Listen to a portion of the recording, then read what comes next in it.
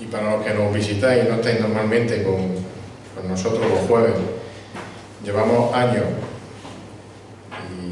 y algún día, como digo, se acabarán estas series, pero todavía quedan algunas en las que estamos viendo que Cristo es supremo, supremo sobre todas las cosas.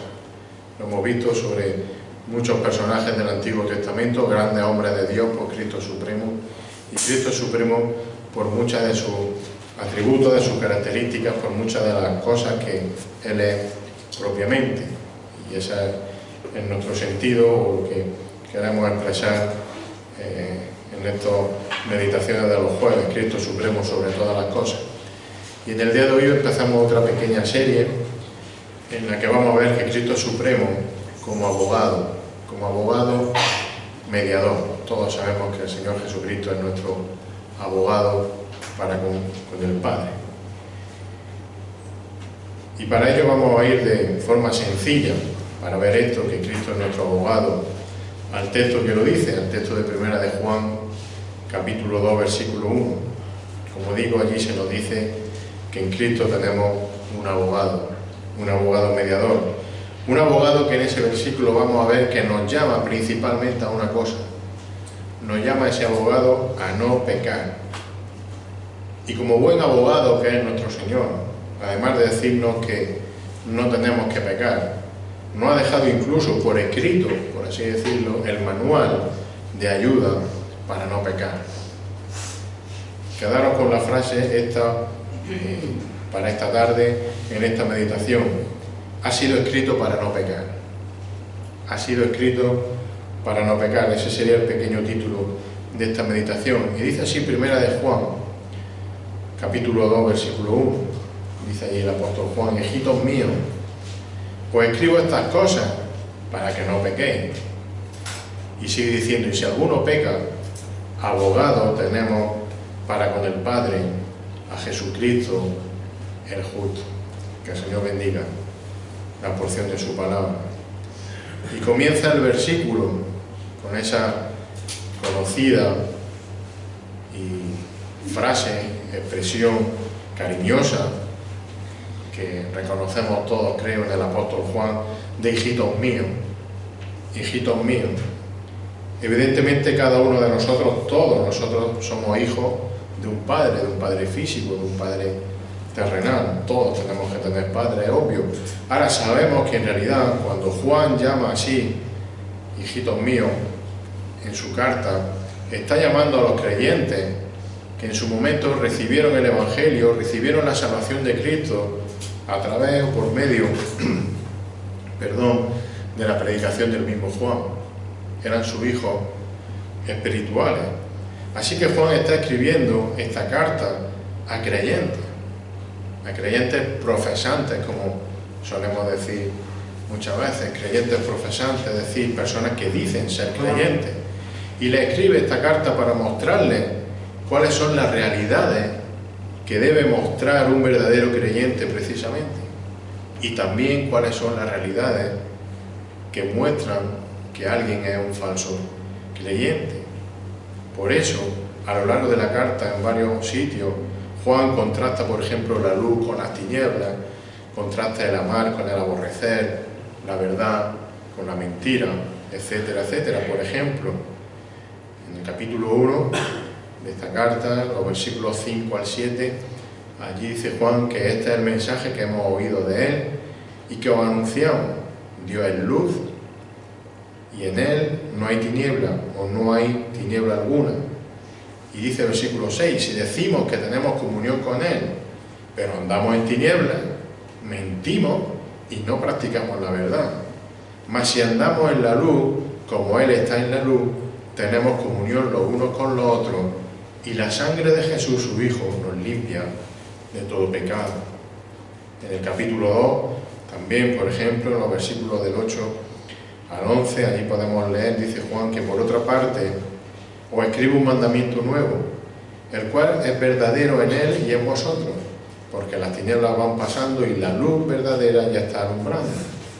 Dice el versículo 9, fijaros, el que dice que está en la luz y aborrece a su hermano, está aún en tinieblas.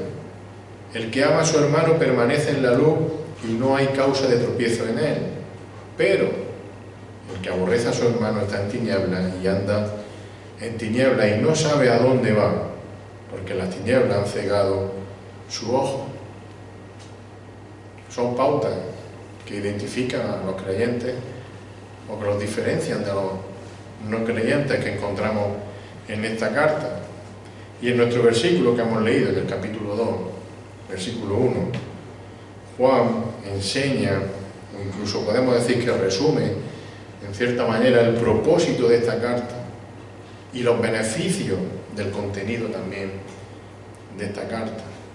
El propósito de la carta es principalmente lo que hemos leído, que los creyentes son llamados a no pecar.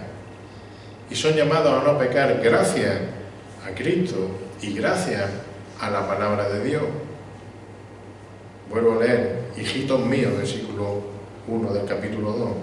Estas cosas os escribo para que no pequéis. Y ese es el mensaje principal de Juan en esta carta, el mensaje que el Señor quiere mandarnos a través de Juan en su carta. Fijaros los versículos anteriores a este capítulo 2.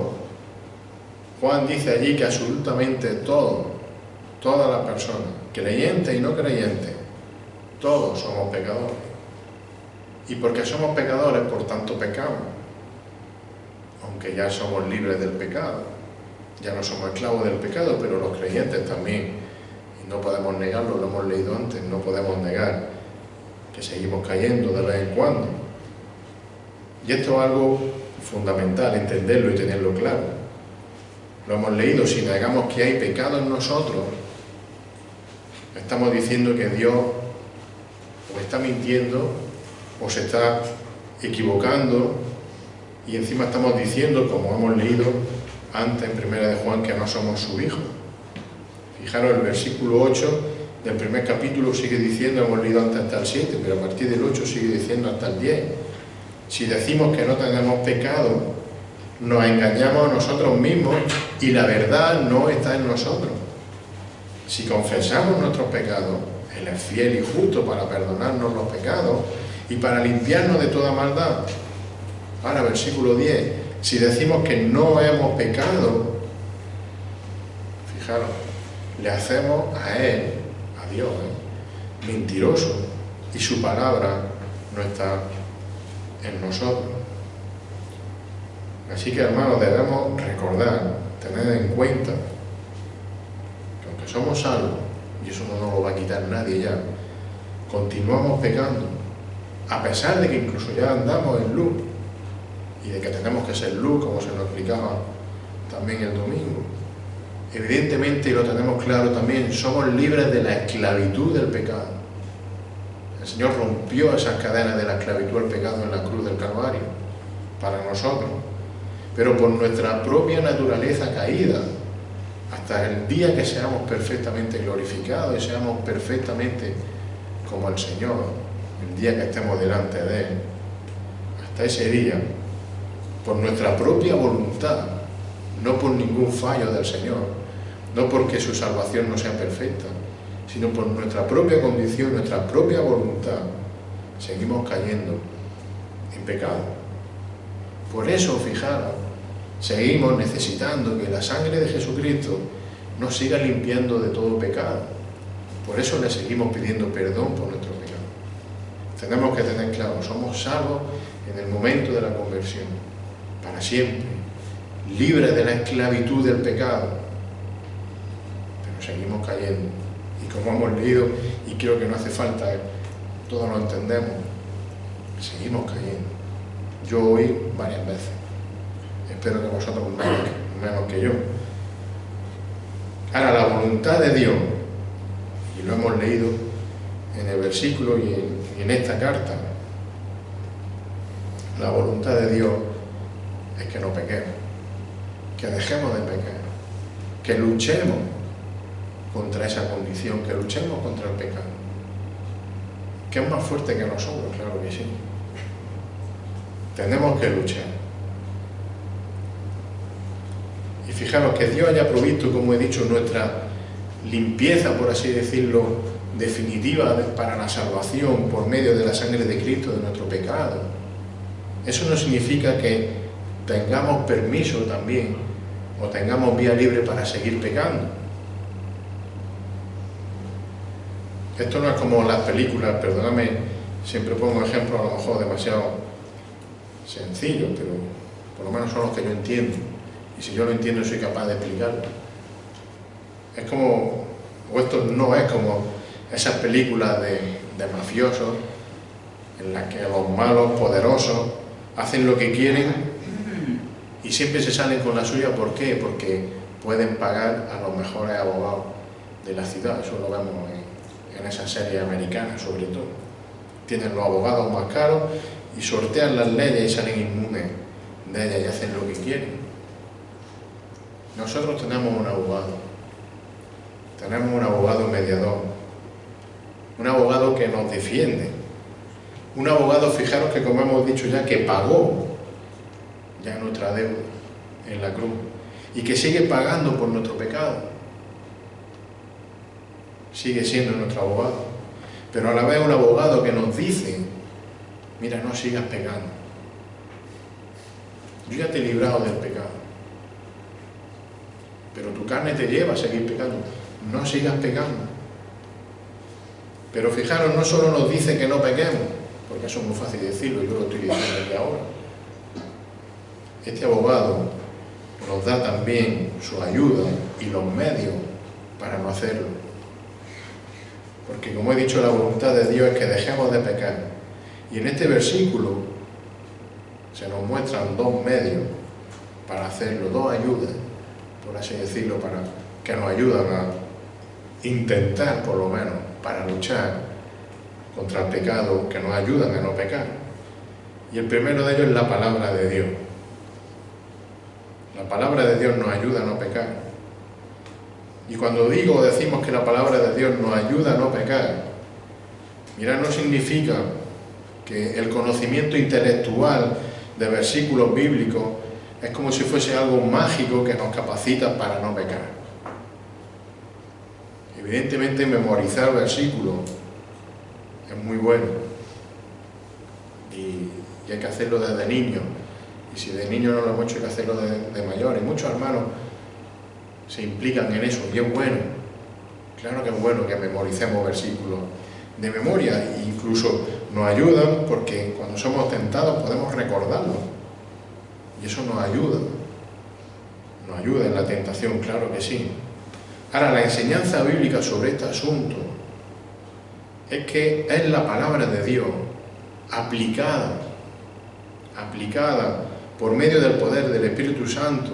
Es esa palabra la que en realidad nos limpia y la que nos capacita para resistir el deseo pecaminoso, la tentación y para abandonar el pecado. Es decir, lo explico mejor, es decir, no solo consiste en repetir versículos como si fuésemos un papagayo, perdonadme que diga eso, que es bueno que lo hagamos y que lo escribamos en las paredes y en nuestras puertas y en todos sitios, claro que es bueno, pero no solo es repetir versículos, sino consiste en que la palabra de Dios debe pasar de nuestro intelecto, de nuestra memoria, a nuestro corazón,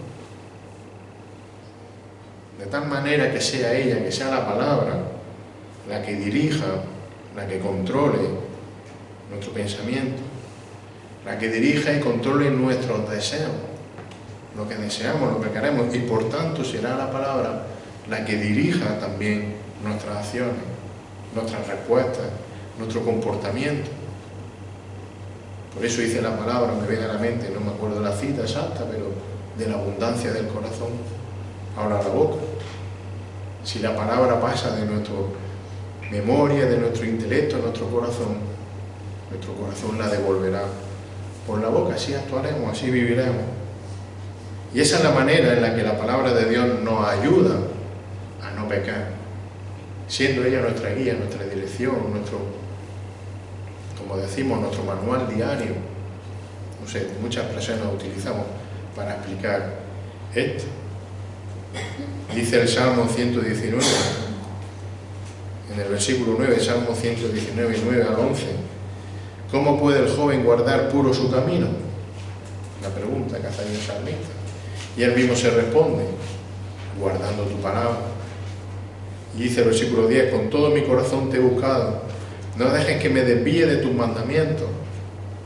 Y dice el versículo 11, en mi corazón, fijaros, he atesorado tu palabra. ¿Para qué? Para no pecar contra ti. La palabra atesorada en el corazón, no solo en la mente, sino atesorada en el corazón, para no pecar. Por eso dice el Señor en Juan 15:3, vosotros ya estáis limpios por la palabra que os he hablado. Y luego sigue diciéndolo también el Señor en 17:17 de Juan, santifícalo en la verdad, tu palabra es verdad. Somos santificados por la palabra. La voluntad de Dios es que no pequemos. Y no pecamos porque también es la voluntad de Dios que crezcamos cada día en santificación. Santifícalo en tu verdad. Por eso dice Pablo también en 1 Tesalonicenses, en el capítulo 4, los versículos del 1 al 3, fijaros. Dice allí Pablo, por lo demás, hermanos, rogamos pues y os exhortamos en el Señor Jesús que como habéis recibido de nosotros instrucciones acerca de la manera en que debéis andar y agradar a Dios, ¿os suena a lo que decíamos al principio? Estas cosas os he escrito. Acerca de la manera en que debéis andar y agradar a Dios, así abundéis en ello más y más. Dice el versículo 2, pues sabéis qué preceptos os dimos por autoridad del Señor Jesús, qué cosas están escritas. Y dice el versículo 3, porque esta es la voluntad de Dios, vuestra santificación.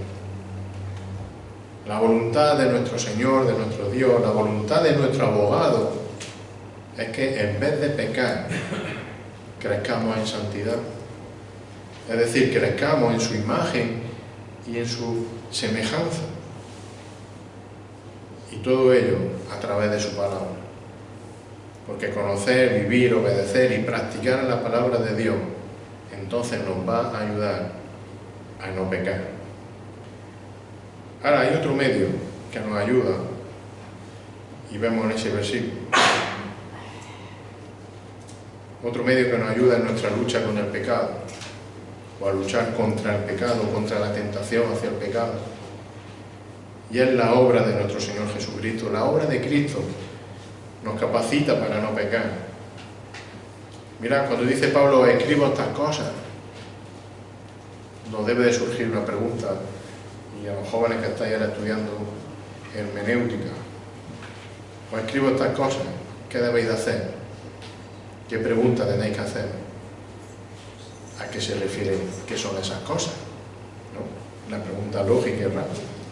Mirad los versículos anteriores del capítulo 1 de 1 de Juan, del 5 al 10, ya lo hemos leído. Allí se nos muestra la comunión de nuestro abogado, de Jesucristo, con el Padre, con su Padre, el Padre de la luz, gracias precisamente a la obra de Cristo, a la obra del abogado, a su sangre derramada en la cruz, la sangre de nuestro abogado. Un abogado que es fiel y justo. ¿Para qué? Para perdonarnos los pecados. Y perdonarlos cuando son confesados con arrepentimiento, un arrepentimiento genuino. Pero es que además de perdonarnos, como hemos dicho también antes, nos limpia también de toda maldad con su sangre y en la cruz. Así que este es el único medio por el cual podemos no pecar. Es decir, por la obra limpiadora, por así decirlo, de Cristo en la cruz. La obra de nuestro abogado mediador, la obra de Cristo en la cruz. Si no fuese por su sacrificio en la cruz, no tendríamos remedio, por así decirlo. En realidad, la carta de Juan nos presenta la capacidad que los creyentes recibimos para no pecar gracias a la obra de nuestro abogado en nosotros, la obra que Cristo, la obra de la cruz, hecha en nosotros, en nuestro corazón. Tenemos un abogado que nos ha limpiado de pecado y que por medio de su palabra también nos hace crecer en santidad.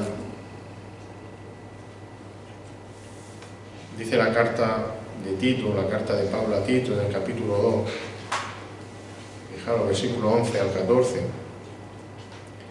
Porque la gracia de Dios se ha manifestado, trayendo salvación a todos los hombres, enseñándonos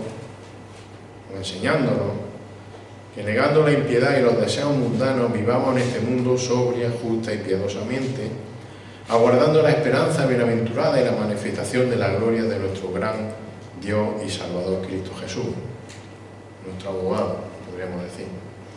Y dice el versículo 14, quien se dio a sí mismo por nosotros, quien se dio a sí mismo por nosotros, nuestro abogado mediador. ¿Y para qué se dio a sí mismo nuestro abogado? ¿Cuál fue su obra? Sigue diciendo el versículo, lo explica, para redimirnos de toda iniquidad, es decir, para perdonarnos de todo pecado. Y sigue diciendo, y purificar, para sí un pueblo, para posesión suya, celoso de buena obra. Redimir de todo pecado, de toda iniquidad, y purificar para sí un pueblo. Hermanos, somos salvos por la obra de Cristo, redimidos de toda iniquidad, pero es que a la misma vez por su obra somos santificados, purificados para sí. Somos un pueblo purificado por la obra de Cristo. Sabiendo esto, entendiendo esto, es lo que Pablo le preguntaba a los romanos en el capítulo 6 de su carta, en el versículo 1 y 2. Si Dios ya nos ha redimido de toda iniquidad a través de Cristo, si Él ya nos ha purificado para sí, Romanos 6:1, ¿qué diremos entonces? ¿Qué pues diremos entonces? ¿Continuaremos en pecado para que la gracia abunde? Sabemos la respuesta. ¿Qué es lo que nos dice Juan? ¿Qué es lo que aquí, iba a decir yo, grita Pablo, que está entre signos de admiración? De ningún modo. No pequéis. No sigamos pecando. Porque nosotros, que hemos muerto al pecado, dice Pablo, ¿cómo viviremos aún en él? ¿Por qué? Por la obra de Cristo en la cruz, por la obra de nuestro abogado mediador. Tenemos un abogado para con el Padre, que nos dejó su palabra y que nos limpió en la cruz y nos sigue purificando, santificando cada día. Así que Cristo es supremo porque Él es el abogado mediador que hace posible nuestra capacidad para no pecar y que también hace posible nuestro perdón cuando pecamos, porque seguimos pecando. Nuestro Dios es un Dios fiel, es un Dios fiel que nos provee los medios, como hemos visto, para una vida santa. Así que démosle toda la gloria a Él y toda la gracia que solo Él se merece y que nosotros no. Señor, te damos las gracias en esta tarde, porque de nuevo, de forma sencilla, abriendo tu palabra y leyendo tu palabra, vemos el Dios tan grande que tenemos. Y sobre todo en este pasaje encontramos ese abogado, Señor, que tú has dispuesto, nuestro Padre ha dispuesto, para proporcionarnos, para regalarnos una salvación perfecta, una salvación que ya ganó nuestro Señor en la cruz del Calvario, Señor, y que sigue cuidando cada día, Señor, en nuestra vida. Perdónanos, Señor, porque, como hemos leído, no somos perfectos y seguimos cayendo. Todavía no somos perfectamente a la imagen y semejanza de nuestro Señor y Salvador. Y mientras tanto seguimos cayendo y necesitamos seguir pidiéndote perdón, sabiendo, Señor, que por tu gracia y por tu misericordia tú nos perdonas cada día. Señor, nos perdonaste de forma perfecta en la cruz del Calvario y nos haces cada día más semejante a nuestro Señor a través de la obra de santificación también nosotros, y por ello te damos las gracias. Gracias por este abogado que tenemos. En el nombre de Jesús.